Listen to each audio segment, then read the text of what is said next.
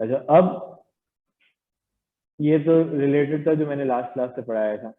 अब मैंने last class में एक और जो फंक्शन स्टार्ट कराया था, तो मैंने यहाँ पे एक बात लिखी थी, and I am going to go back to that. मैंने कहा था a function is the relationship between the values of x and the values of y, सही है। और वैल्यूज ऑफ एक्स को हमने डोमेन कह दिया था, और वैल्यूज ऑफ वाई को जो है वो हमने रेंज कह दिया था। अब ये जो थी वो एक इनकम्प्लीट डेफिनेशन थी, तो अब जो है वो मैं इसको कंप्लीट करूंगा। क्या डेफिनेशन इसकी होगी? हम कहते हैं function is a relationship between the values of domain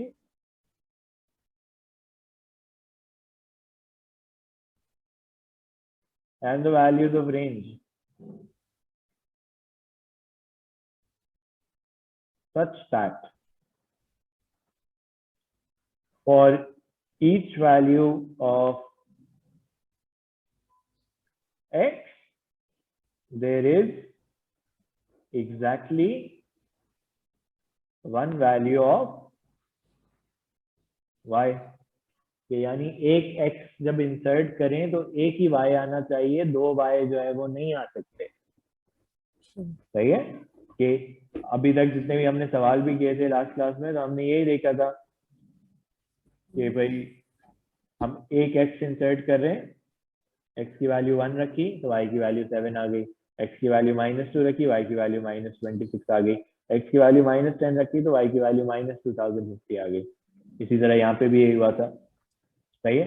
फिर हमने एक सवाल देखा था जिसमें y की वैल्यू रखनी थी, तो ऐसा हो सकता है कि y की वैल्यू 1 रखो तो x की दो कॉरेस्पॉन्डिंग वैल्यूज आ जाए, लेकिन एक x रखने से एक ही y आना चाहिए। सही है, एक x रखने से एक ही y आना चाहिए, ये फंक्शन के लिए जरूरी है। सही है, हम कहते हैं कि ये इसकी डेफिनेशन हो गई। अब इसका एक टेस्ट भी होता है, on a graph this can be tested by doing the vertical line test.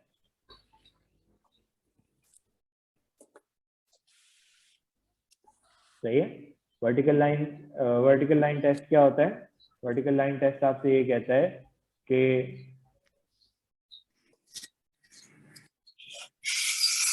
Vertical line test ये कहता है कि ड्रॉ वर्टिकल लाइन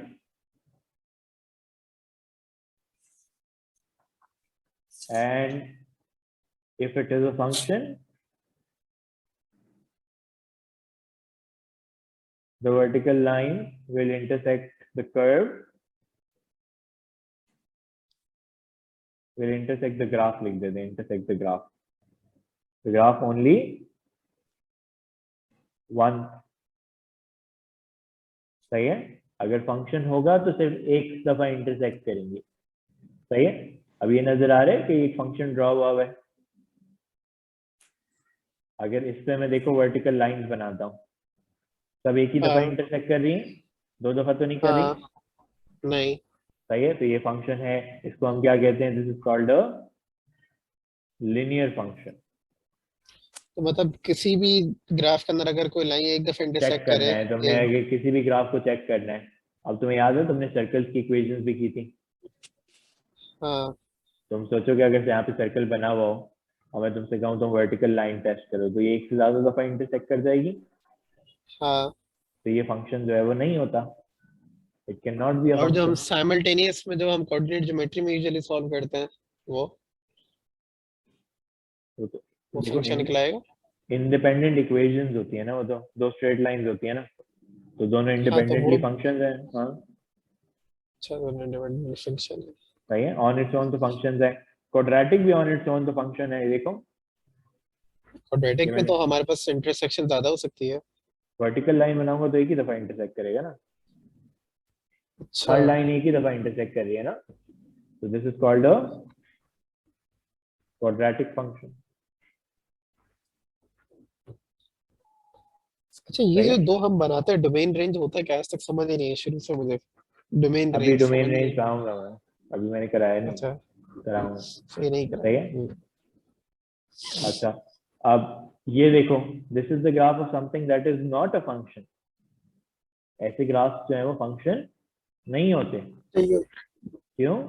क्योंकि जब इन पे तो ये वर्टिकल लाइंस बनाई जा रही हैं तो ये दो दफा दो इंटरसेक्ट कर जगह रही हैं। इंटर्स। सही है। तो हमने क्या सीखा कि फंक्शन का बेसिक आइडिया क्या है कि भाई जब वर्टिकल लाइंस बनाई जाए उसके ग्राफ पे तो वो एक दफा इंटरसेक्ट करें। अगर एक से ज्यादा दफा इंटरसेक्ट करती हैं तो वो जो होता है वो फंक्शन नहीं होता। ओके। हम्म। हम्म। तो एक मिनट। हम्म। अब मैं एक एक करके आपको बहुत सारे फंक्शंस बना के दिखाऊंगा। पहले तो मैं यहाँ पे बना देता हूँ एक मैंने स्ट्रेट लाइन। सही है। अभी हमने पढ़ा कि इसको क्या कहते हैं हम, लिनियर फंक्शन लीनियर कहते हैं। अगर मैं सिर्फ आपसे ये कहूँ y equal to x square तो इसका ग्राफ कैसा फिर तो बनता है? वो तो यूं बनता है ना, एक लाइन यूं जाती है, क्या कहलाते हैं यार उसे? इसका ग्राफ यूं बनेगा। अ, पैराबोला। सही है, कॉल्ड पैराबोला। हमने ये पढ़ा है पहले क्वाड्रेटिक में। सही है। हमें ये पता है कि ये फंक्शन होता है। इसको हम क्या कहते हैं? These are called quadratic function. सही है। अब ऐसा भी हो सकता है कि ये ऊपर नीचे हो, तो मैं एक जनरल फॉर्म भी लिख रहा हूँ क्वाड्रेटिक फंक्शन की कि x square plus b x plus c हो, तो वो कहीं रैंडमली इधर उधर भी आ सकता है। जरूरी नहीं है कि वो सिर्फ जो है वो 0 0 से। तो this is also quadratic function. ठीक है। राइट। अब मुझे बताओ कि y equal to x cube कैसा होता है? उसके तीन इंटरसेक्शन होते हैं ना। सिर्फ एक्स क्यूब की बात कर रहा हूँ। एक और मैं यहाँ पे बनाऊंगा अभी, a x cube plus b x square plus c x plus d. उसके तीन होते हैं। सही। उसके यूं होकर के तीन होते हैं। हाँ। सही है। ये ऐसा होता है कि वो दो दफा टर्न करेगा और जाता रहेगा फिर नीचे और ऊपर। तो मुझे बताओ क्या ये फंक्शन है? कौन सा? हाँ, ये ये वाला। फंक्शन तो है। तो मैं वर्टिकल लाइंस बनाता हूँ, अगर एक दफा इंटरसेक्ट कर रही है तो ये फंक्शन है। ओके। इसको हम क्या कहेंगे कि ये क्यूबिक फंक्शन। मुझे बताओ y equal to x cube का ग्राफ कैसा होता है? पता नहीं यार, नो क्लू। वो ऐसा होता है, ये देखना। ये पता होना चाहिए। ओके। एग्जाम के लिए जरूरी है। वो ऐसा होता है अच्छा, फिर। हाँ हाँ, याद आ गया, ग्राफ तो याद आ गया देखकर, लेकिन तो ये उससे इक्वेशन याद नहीं। वो टर्न नहीं करता। उसको हम पॉइंट ऑफ इन्फ्लेक्शन कहते हैं, क्योंकि सिर्फ इसमें एक्स क्यूब होता है ना, तो ये यूं टच करके दोबारा अपना शेप जो है वो चेंज कर लेता है। Okay. This is also cubic function. ठीक है। अच्छा। अब मुझे बताओ कि रूट ऑफ एक्स का ग्राफ कैसा होता है? उसके अंदर एक लाइन घूमती है ना, वो एक एक्सिस के एक पोर्शन पे लाइन घूमी हुई होती है। कहाँ से स्टार्ट होगा? जीरो जीरो से रा- और यूं करके जाएगा। हाँ, यूं करके एक पोर्शन पे। सही है। हम्म। मुझे बताओ क्या ये फंक्शन है? हाँ, ये फंक्शन तो है। सही है। वर्टिकल लाइंस बनाऊंगा तो एक ही दफा इंटरसेक्ट करेंगी। मैं इसको नाम दे हाँ। रहा हूँ, I am calling this radical function. अच्छा। सही है। रैडिकल कहते हैं साइन को, रूट की साइन को रैडिकल भी कहते हैं ना। मासूम कुछ कह रहे हो, आवाज सही नहीं आ रही।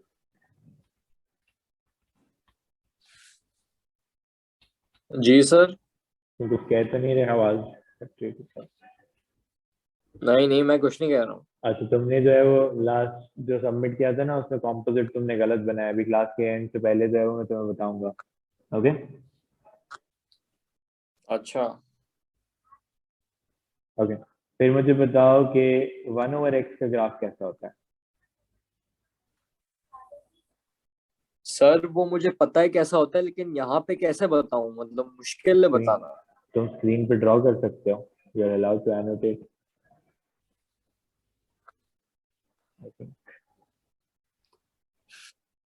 सर, वो दो सेपरेट क्वाड्रेंट्स में बनते हैं, ऑपोजिट हाँ क्वाड्रेंट्स में। हाँ। एक यहाँ पे और हाँ, यूं। एक यहाँ पे। नेगेटिव आ रहा है। सही है। मुझे बताओ क्या ये फंक्शन होता है? हाँ, हो तो सकता है। ये भी फंक्शन है। क्यों? क्योंकि इसको वर्टिकल लाइंस बनाओ तो एक दफा ही आती है। क्या कहते हैं इनको? इनको मैं आपका कहूंगा, नाम दूंगा रैशनल फंक्शन। चल। ओके।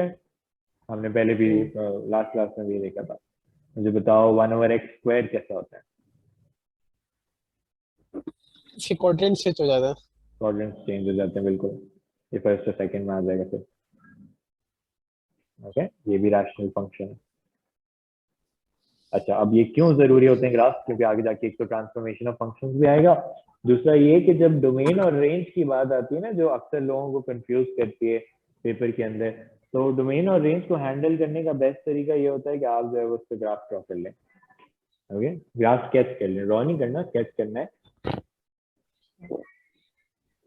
कि वो ग्राफ जो है वो कहाँ से गुजरेगा। ओके, अच्छा, तो अभी मैं जाता हूँ सर नीचे। ड्रॉ में और स्केच में क्या फर्क है? ड्रॉ में पॉइंट्स एग्जैक्ट मार्क करने होते हैं, स्केच में शेप सही टू होना द चाहिए। स्केल। अब ये जो मैंने ग्राफ बनाए हुए सारे स्केचेस हैं। ओके, एग्जाम में वो स्केच ही करने को कहेगा। स्केच क्यों है? क्योंकि वो मैंने पॉइंट्स नहीं मार्क किए, मैंने सिर्फ आपको शेप सही बना के दिखाया है ना। हाँ, ओके, अब मैं आ जाता हूँ अपने नेक्स्ट आइडिया पे।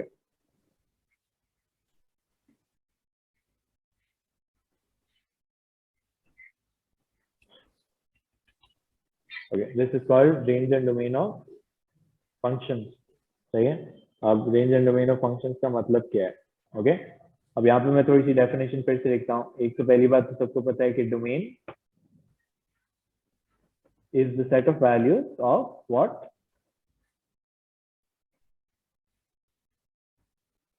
Of x for which, मैं कह रहा हूँ for which the curve exists। इसका क्या मतलब हुआ? सही है। अब इसका ये मतलब हुआ कि अभी जैसे पहले हमने जो है वो कुछ फंक्शंस देखे थे, जैसे मैं अभी आपको जो है वो रैशनल फंक्शन दिखा रहा था। क्या आप इस बात से एग्री करेंगे कि ये ग्राफ जो है वो जीरो, एक्स की वैल्यू जीरो पे जो है, अगर एक्स की वैल्यू जीरो यहाँ पे मार्क करूं तो एक्स की वैल्यू जीरो पे ये ग्राफ जो है वो एग्जिस्ट ही नहीं करता, एब्सेंट है यहाँ से। सही है। सारे तो नहीं, सिर्फ ये वाला। सिर्फ ये वाला रैशनल की बात कर रहा हूँ मैं। अच्छा सही हाँ है। ठीक है। तो इसकी डोमेन में क्या होगा? इसकी डोमेन क्या होगी? या तो ग्रेटर देन जीरो होगी या लेस देन जीरो होगी, दोनों नहीं हो सकती। Okay, it can either be greater than zero और लेस देन जीरो। तो इसको अक्सर लिखा जाता है कि x is an element of all real numbers but x is not equal to zero. तो ये इसकी हाँ डोमेन होती है। जब भी मैं सोच रहा हूँ कि डोमेन क्या होगी, तो वो वैल्यूज ऑफ x जहाँ पे जो है वो ग्राफ एग्जिस्ट करता है। इसी तरह मुझे बताओ इसकी क्या डोमेन नजर आ रही है रेडिकल वाले की? पॉजिटिव एक्स एक्सिस और वाई एक्सिस। हाँ, सिर्फ अभी x की बात हो रही है ना, साथ डोमेन की बात कर रहा हूँ, हम्म। मैं रेंज की बात नहीं कर रहा। तो मैं कहूंगा कि इसकी डोमेन क्या हो जाएगी? इसकी डोमेन हो जाएगी x इज ग्रेटर देन और इक्वल्स टू जीरो, जीरो। यानी ये ग्राफ जो है वो नेगेटिव x पे एब्सेंट है, एग्जिस्ट ही नहीं कर सकता। और आपको लॉजिकली हम्म। पता है ना कि वो क्यों एग्जिस्ट नहीं कर सकता, कि मैंने रूट के नीचे -1 लिखा तो नॉन रियल या इमेजिनरी नंबर आ जाएगा। तो ग्राफ फंक्शन जो है वो नेगेटिव वैल्यूज पे एग्जिस्ट नहीं करता। इस तरह हर ग्राफ की जो होती है वो एक अपनी डोमेन और एक अपनी रेंज हो सकती है, and that can change based on what I specify in the question. अब यहाँ पे देखो, ये वैसे स्ट्रेट लाइन ग्राफ है, सही है, ये स्ट्रेट लाइन फंक्शन है, लिनियर फंक्शन है। वैसे तो ये हाँ कहीं भी एब्सेंट नहीं होता, ये चलता रहेगा। ठीक। ये जितना आगे जाना है, जितना पीछे जाना है, ये फंक्शन जो है वो हमेशा अपनी जगह पे रहेगा। लेकिन मैंने खुद से क्या किया, मैंने इसको रिस्ट्रिक्शन लगा दी कि भाई तुम -4 से पीछे नहीं जाना और 5 से जो है वो आगे नहीं जाना। तो ठीक है। यानी इसकी डोमेन क्या होगी? इसकी डोमेन ये हो गई। अब क्योंकि सही। इसकी डोमेन रिस्ट्रिक्ट हुई है तो इसकी रेंज भी जो होगी वो रिस्ट्रिक्ट हो जाएगी। वैसे रेंज क्या होती है? Range is the set of values of y for which the curve exists। अब क्योंकि ये लिनियर फंक्शन जो था वो -4 से जो पहले, -4 से पहले जो है वो एब्सेंट हो गया है, सही है, it does not exist before -4। तो इसकी रेंज भी जो होगी वो रिस्ट्रिक्टेड आ जाएगी। Okay, and will talk about that. मैं इसको एक स्टेप बाय स्टेप लेता हूँ। पहले मैं पार्ट ए देख लेता हूँ, क्या कहता है? Write down the domain of the function. तो हमने कहा अभी डोमेन हमने पॉइंट आउट किया है कि ये वही, उसने क्वेश्चन में बता दिया आपको डोमेन कि ये होनी चाहिए। मेजोरिटी सवालों में ऐसा कोई सवाल कभी आएगा नहीं कि आंसर सामने बिल्कुल इस तरह लिखा हुआ, बट अक्सर ये राइट डाउन के सवाल तो होते हैं, I talk about them when they come up, अभी आगे आएंगे। और सही है, मुझे पहले आपको ये दिखाना है, sketch the graph of the function. अब मुझे बताया कि लीनियर फंक्शन को बनाने के लिए क्या दो पॉइंट क्या चाहिए होता है? 2 पॉइंट सही होंगे। 2 पॉइंट चाहिए होंगे, तो इसमें मैं क्या करूंगा, मैं एंड पॉइंट्स ले लूंगा, मैं क्या कैलकुलेट कर लूं, एक एफ ऑफ -4 कैलकुलेट कर लूं और एक एफ ऑफ 5 5। कैलकुलेट, अच्छा, आपने दोनों एंड ले लिया। क्योंकि लीनियर फंक्शन ड्रॉ करना है। सही सही। सही है, तो मैंने कहा कि इसको मैं स्केच में बना लेता हूँ। तो स्केच कैसे बनाऊंगा, -4 पे जो है वो, sorry,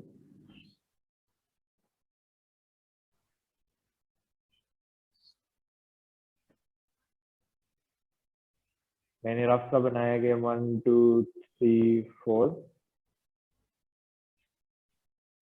और ये 5 10 15 बना लिया, तो 13 जो होगा वो कहीं यहाँ पे आ जाएगा, और 1 2 3 4 5 5 से 5 आ, -5 आ। ओके, तो ये मेरे पास इसका स्केच बन गया, ये करंट हो गया। ओके, कहाँ तक जा रही है, -4 13 से 5 -5 तो मुझे क्या बताओगे कि इसकी, अच्छा आप ये स्केच बना दिया, इसकी पार्ट सी में क्या कहता है, write down the range of the function. तो रेंज क्या लिखोगे कि y किन वैल्यूज के बीच में आ रहा है, y इज बिटवीन 13 and -5। सही है, -5 एंड 13, कि ये अब इसकी रिस्ट्रिक्टेड रेंज है। सही है, तो हर फंक्शन की जो है वो डोमेन को रिस्ट्रिक्ट किया जा सकता है, इस तरह उसकी रेंज भी जो होती है वो रिस्ट्रिक्ट हो जाती है। मतलब ओके, एक्स और वाई एक्सिस को हम लाइक नया नाम दे रहे हैं। हाँ, ये मैंने पहले से फंक्शन जब मैं सिखा स्टार्ट करता हूँ तो मैं यही कहता हूँ कि फंक्शन में और कोई डिफरेंस नहीं है, नए नाम आ गए और नई नोटेशन आ गई है तो वही कोऑर्डिनेट ज्योमेट्री। ओके, हाँ, आगे बढ़ूं।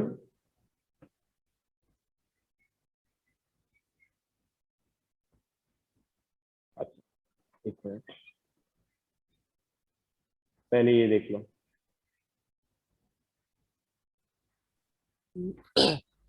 अच्छा, अब ऐसे स्केच द फंक्शन को ग्राफ। क्या कहते हैं, ये दो पीसेस में होते हैं ना, तो इसको हम कहते हैं पीस वाइज फंक्शन। ये अजीबो गरीब चीजें, सॉरी, इतनी अजीबो गरीब लग रहा है, दो अलग अलग।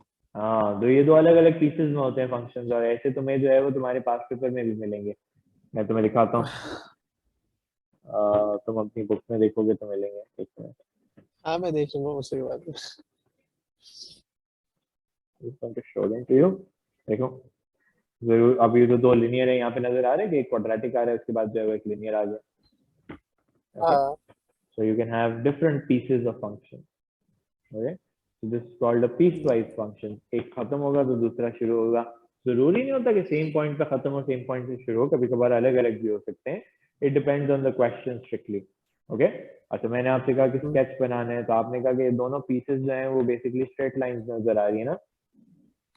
अब अभी भी जिस तरह स्ट्रेट लाइन से जिस तरह बनाया था, मैंने जो है वो एंड पॉइंट से बनाया था, तो मैंने कहा कि मैं इसको एंड पॉइंट से बना लेता हूँ। पहले -2 पे निकाला तो ये 6 आ गया, और 1 पे निकाला तो ये ये तो डोमेन आ गया। 3 आ गया। फिर दोबारा 1 से जो है वो दूसरा वाला कंटिन्यू हो रहा है ना, तो मैं मैच कर रहा हूँ कि भाई दूसरा वाला भी सेम पॉइंट से स्टार्ट हो रहा है या नहीं हो रहा, उसमें भी 3 आ गया।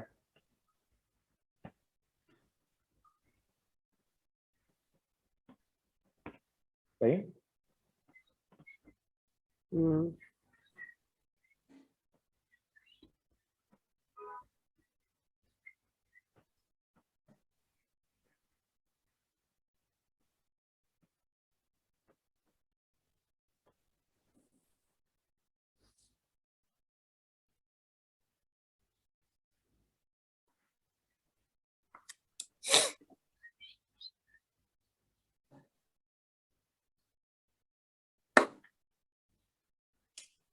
ओके, अब कोऑर्डिनेट क्या क्या बन रहे हैं मेरे पास?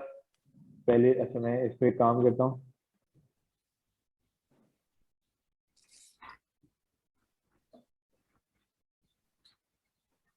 पहले कोऑर्डिनेट क्या क्या बन रहे हैं? -2 पे कितना आया था? 6, और 1 पे जो आया था वो 3 आया। ओके, तो ये एक पीस बन गया, ये एक पीस बन गया। फिर ब्लू वाला जो था वो 1 पे 3 आया था। ओके, और फिर जो है वो आगे कहाँ आया था? 3 पे जो है वो 7 पे चला गया।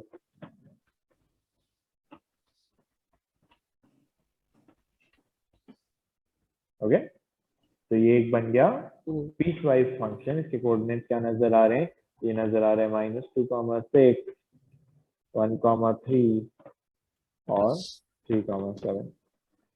सही। अब मैं आपसे पूछता हूँ कि बताओ इसकी रेंज क्या है?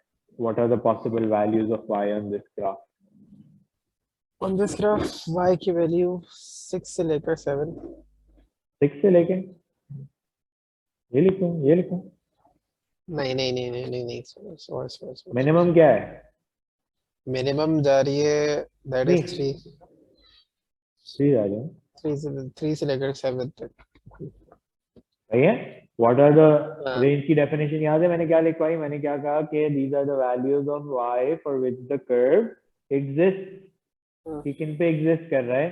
तो 3 और 7 के बीच में एग्जिस्ट करेगा। 3 से नीचे भी हाँ, एग्जिस्ट नहीं कर रहा, 7 से ऊपर भी जो है वो एग्जिस्ट नहीं कर रहा।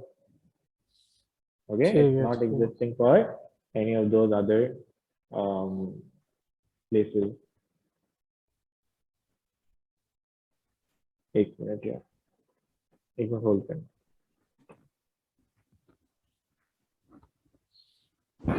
Values of x must be excluded from the domain of the function. So it's a rational function. हाँ, रैशनल फंक्शन का क्या मसला होता है?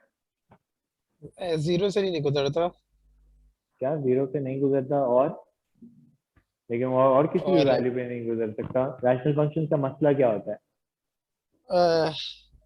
मसला ये कि होता है इनका। वो कहीं कहीं अनडिफाइंड हो जाते हैं। हाँ, हमार बताओ कहाँ अनडिफाइंड होगा? डिनोमिनेटर में अगर जीरो आ गया तो डिफाइन। हाँ सही है। हमार मुझे बता रहा है कि अगर डिनोमिनेटर में 0 आ जाए तो ये अनडिफाइंड हो जाता है। तो x² plus x-2 should not equal 0। हाँ, x² plus x-2 should not equal 0। फिर मैं इसको अगर सॉल्व करूं तो मुझे पता चलता है, अगर मैं ए बी सी लगा के सॉल्व करूं तो मुझे पता चलता है x की क्या दो वैल्यूज आ रही हैं कि x should not be equal to -2 and x should not be equal to 1। यानी -2 और 1 पे जो है ये एब्सेंट हो जाएगा फंक्शन। यहाँ पे अगर x की कैसे वैल्यू पता चला? मैंने कहा डिनोमिनेटर कब 0 होगा? जब x की ये दो वैल्यूज आएंगी ना। मैंने क्वाड्रेटिक बना के सॉल्व किया है, सिर्फ इक्वल टू की जगह नॉट इक्वल टू कह दिया मैंने। अच्छा, क्यों? सही क्योंकि सही ये नहीं होनी चाहिए ना। तो मैं कहूंगा कि सही है। What values of x must be included?